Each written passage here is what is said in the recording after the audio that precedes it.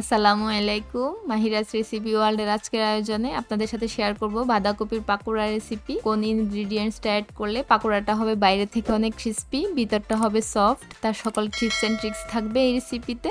আশা করছি আপনারা আমার সাথেই থাকবেন। চলুন কথা না বাড়িয়ে কাজে লেগে যাই। পাকোড়া বানানোর জন্য এখানে আমি একটা ছোট সাইজের বাঁধাকপির অর্ধেকটা কুচি করে কেটে নিয়েছি। এখন এটার মধ্যে 1 চা চামচ লবণ দিয়ে ভালো করে লবণ আর বাঁধাকপিটা মেখে 10 মিনিটের জন্য রেস্টে রেখে দিব।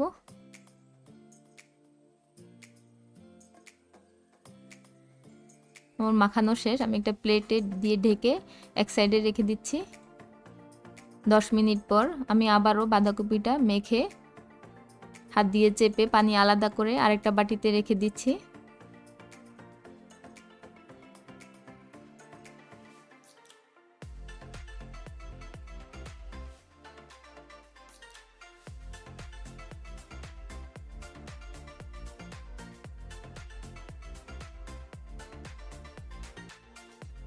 এভাবে বাঁধাকপি থেকে চেপে পানিটা ফেলে দিলে বাঁধাকপিটা অনেকক্ষণ পর্যন্ত ক্রিস্পি থাকে।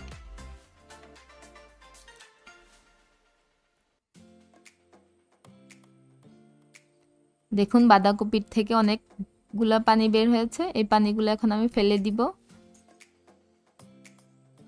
এখন আমি বাঁধাকপির মধ্যে দিয়ে দিচ্ছি হাফ কাপ গাজর কুচি,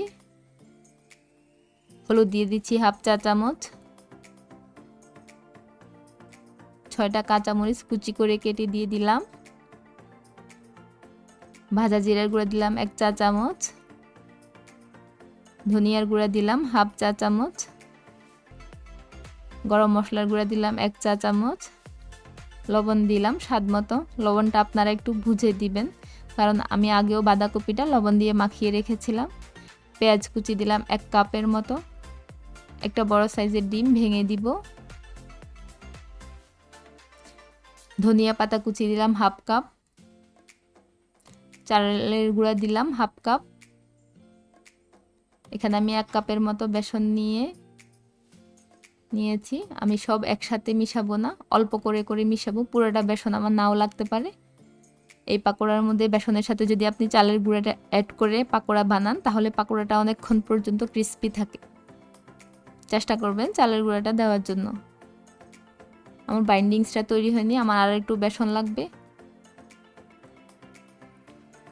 আমি আরও একটু বেসন দিয়ে আবারও মেখে নিচ্ছি। আমি যেহেতু একটা ডিম দিয়েছি, আমি এখানে কোনো পানি দিব না। আপনারা চাইলে পানি দিয়েই বাইন্ডিংসটা তৈরি করে নিতে পারেন, তবে ডিম দিয়ে করলে পাকোড়ার স্বাদটা অনেক বেড়ে যায়। আমার বাইন্ডিংসটা তৈরি হয়ে গিয়েছে। আমি এখন চুলায় ভাজতে চলে যাব। চুলায় একটা প্যান বসিয়ে পর্যাপ্ত পরিমাণ তেল দিয়ে দিলাম। পাকোড়াটা ভাজতে হবে ডুবো তেলে। তেলটা গরম হয়েছে কিনা আমি চেক করে নিচ্ছি। তেল গরম হওয়ার পর আমি একে একে সব পাকোড়াগুলো দিয়ে দিচ্ছি।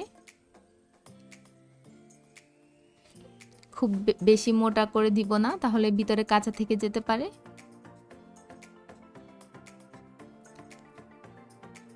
চুলার আঁচটা মিডিয়াম থেকে লোতে রেখে সবগুলো পাকোড়া ভেজে নিতে হবে, না হলে উপর থেকে দেখে মনে হবে হয়ে গিয়েছে, কিন্তু ভিতরে কাঁচা থেকে যাবে। সবগুলো পাকোড়া উল্টে পাল্টে আমি ভেজে নিচ্ছি। পাকোড়া হয়ে গিয়েছে, আমি এখন উঠিয়ে নিচ্ছি। এক ব্যাচ পাকোড়া ভাজতে আমার 8 মিনিটের মতো সময় লেগেছে।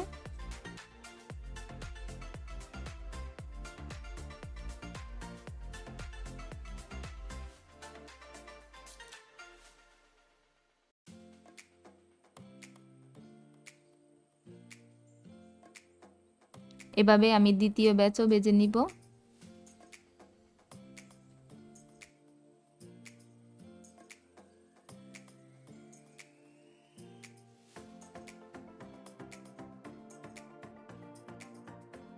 পাকোড়া ভাজা শেষ, এখন গরম গরম পরিবেশনের পালা। এই পাকোড়াটা বিকেলে চায়ের সাথে খেতে অসাধারণ লাগে। আশা করছি আজকের রেসিপি আপনাদের ভালো লেগেছে। আমার চ্যানেলে আরও নতুন নতুন রেসিপি পেতে আমার চ্যানেলটা সাবস্ক্রাইব করে নেবেন। রেসিপি ভালো লাগলে লাইক এবং কমেন্ট করবেন, আর আপনাদের ফ্রেন্ডস অ্যান্ড ফ্যামিলির সাথে শেয়ার করবেন। সবাই খুব ভালো থাকবেন। আল্লাহ হাফেজ।